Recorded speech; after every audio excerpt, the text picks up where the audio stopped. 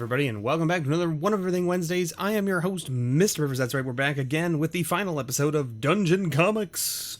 Located in Burlington, Ontario, we've got seven glorious packs for you today.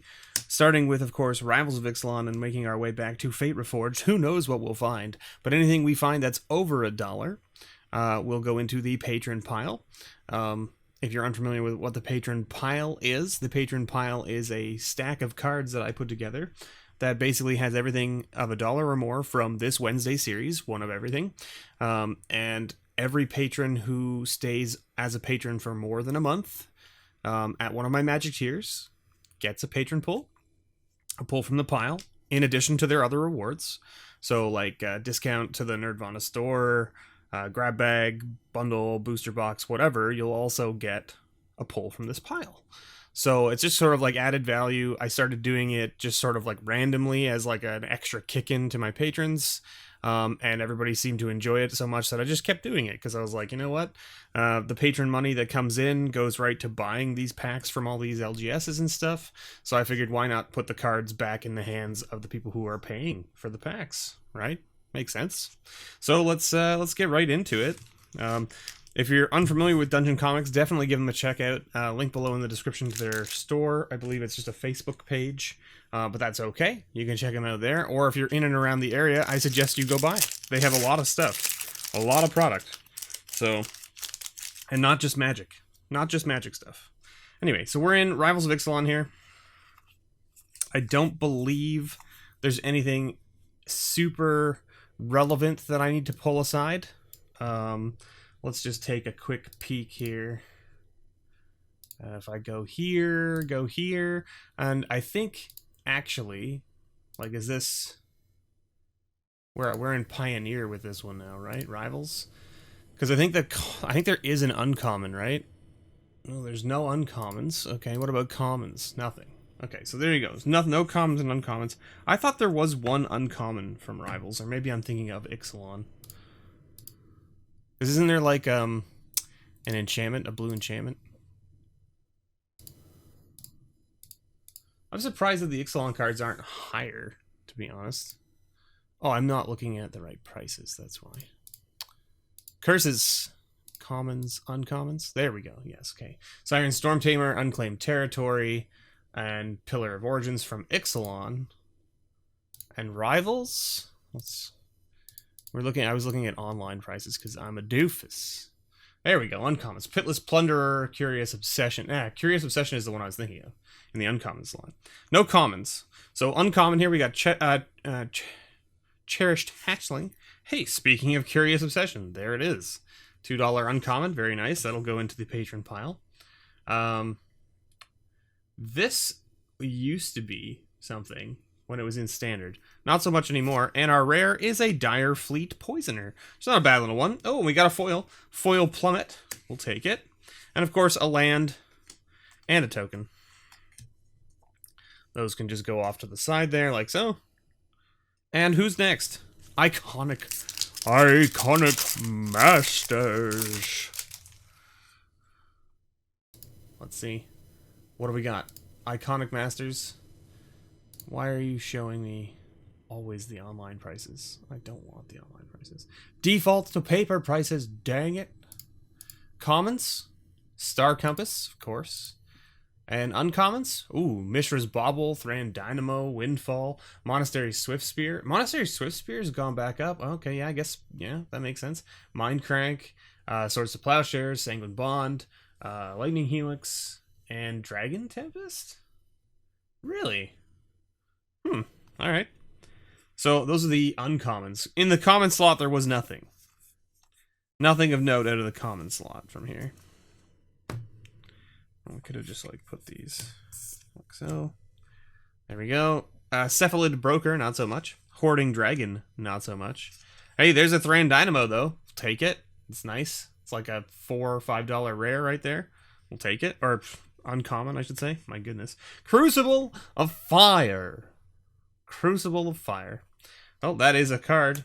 And a foil, Amass the Components, which is actually not a bad little card.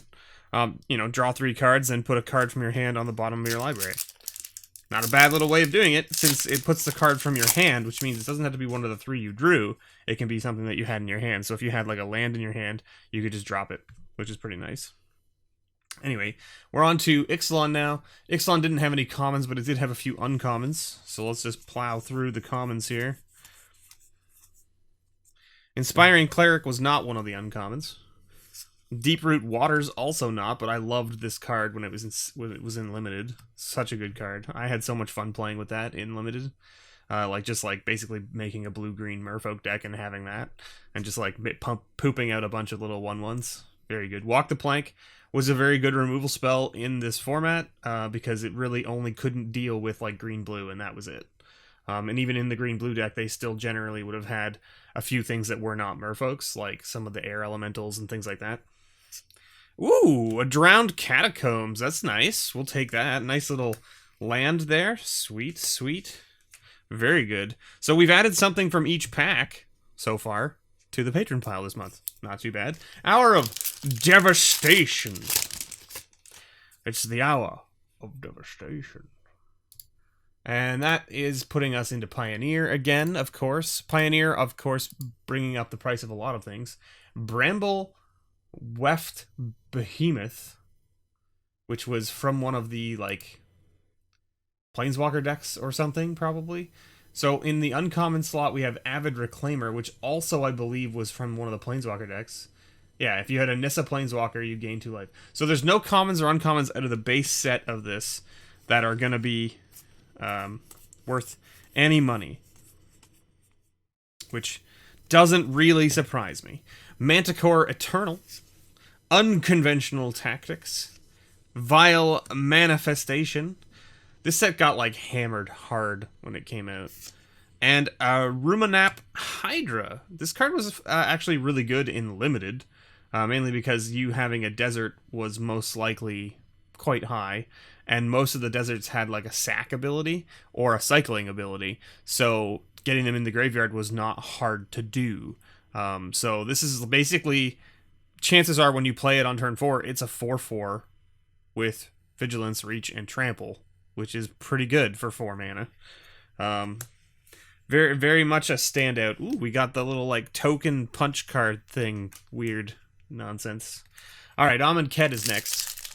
What do we got in Amonkhet? We missed out on the whatchamacallit, the invocation from Hour of Dev. That's the one. That's the word. That's the word I'm looking for. You know, that word that words and things. Was I looking at the friggin'... I was definitely looking at the wrong prices again, wasn't I? It's defaulting to online instead of paper, and I forget how to change it. There's a way to change it so that it doesn't default to that. Okay, paper, commons, nothing, uncommons. Okay, Ramanap Ruins, a braid from Hour of Dev. I was thinking in my head too, I was like, a braid is worth something, I'm pretty sure. And like, we didn't open it, but like, if I had seen it, I would have been like, I have a question about this. Am I looking at the right thing again? The answer would be no. Mr. B, you're looking at the wrong thing again, because a stupid thing is defaulting to online. Common, uncommons. We've got Bontu's Monument, Vizier of Tumbling Sands, and that's it looks like, out of the uncommon slot. Nothing in the commons. Oh, we gotta count, right? 1, 2, 3, 4, 5, 6, 7, 8, 9, 10. No invocation. Man, I keep forgetting that, like, when you get to those lottery packs, when we're doing this One of Everything series, that I gotta count the commons for the suspense. Flameblade Adept. Protection of the Heckma. Decimator Beetle. I remember this card caused so many arguments. This card caused so many arguments in limited play because, okay, so when Decimator Beetle enters battlefield, put a -1/-1 counter on target creature you control. Whenever it attacks, remove a 1/1 counter from target creature you control. And put a -1/-1 counter on up to 1 target creature defending player controls. It's one ability. The removing a 1/1 counter from a creature you control is not a requirement to put a -1/-1 counter on an opponent's creature. Defending player's creature. So even if you don't have a -1 to remove, you still get to put a -1 down. I remember this causing so many arguments when this card came out. Like, people were like, that's not how that works. If you don't have a -1 to take off, you can't put it somewhere else. Wrong. The ability is an and. It's not you know, when it attacks, remove a 1/1 counter from target creature. If you do, put a -1 -1 counter on target creature. It's not an if then, it's a and. So you do both, regardless of whether you can actually do both. Woo! As Foretold, man, remember when this set came out and this card was like $30? I remember that. I don't know what this is sitting at now, but it's a sweet mythic. What is it sitting at now? It's like $8 still. That's not too shabby. Nice one to add. Ooh, and we got a full art mountain as well. Very nice. And then, of course, we got the weird zombie sphinx token thing. As Foretold, I'll take it. Okay, now this is interesting, because this is a Calabash pack, but it's definitely like the Japanese Calabash pack, but like, not, it's in English. So it was printed in Japan. And you can tell just by the material that it's made of. Well, maybe not Japan, but like it's printed like not in the US, I guess. Because like the one in, what is it, the one in Belgium could also be this material, I believe. Right, but it's like that extra hard plastic as opposed to like the lighter, you know, rip it apart stuff. And then the pack's not backwards though, so it's not the Japan packs, right? Because Japan packs, the sorting is different, right? So anyway, Calabash. Could be some cool stuff in here too, right? I mean, like, there's some really good cards in here just in the uncommon slot, I believe, if I'm not mistaken. I'm looking at the friggin' wrong. Okay, here we go. Commons. No commons. Uncommons? Okay, so we got Foundry Inspectors, that's it. But then they're like the rare, yeah, the rares and the mythics have a bunch of stuff that are, like, good because of, you know, Calabash was really popular in Standard, and so people are, you know, falling back in line with it for Pioneer, right? Set was a lot of fun. I really enjoyed Calabash, personally. I think that was only 9.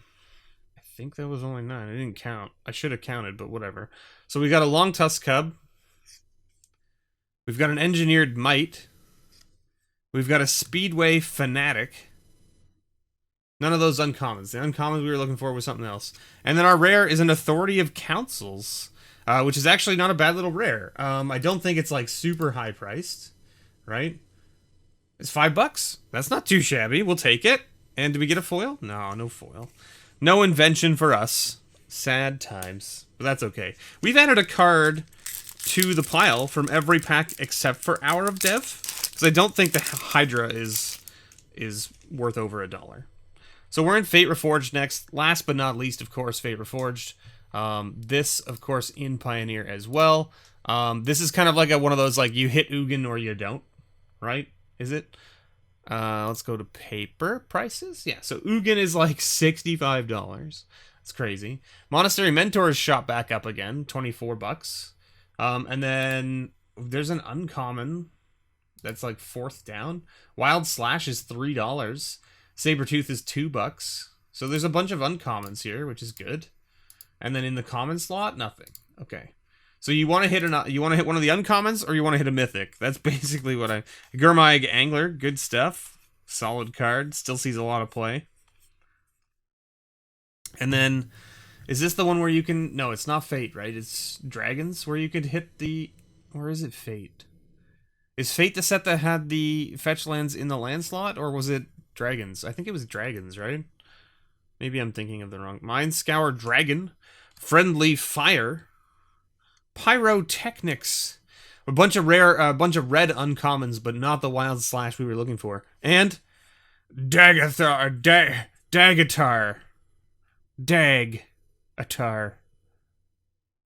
You like Dag-Atars? The Adamant. Legendary creature, right there. And then, yeah, so was this one. So this land could have been a fetch. In these, and so in the Fate Reforged packs, you could end up with a fetch in the land slot because you get the Khans land basically, but it could be a fetch in some cases. So there you go.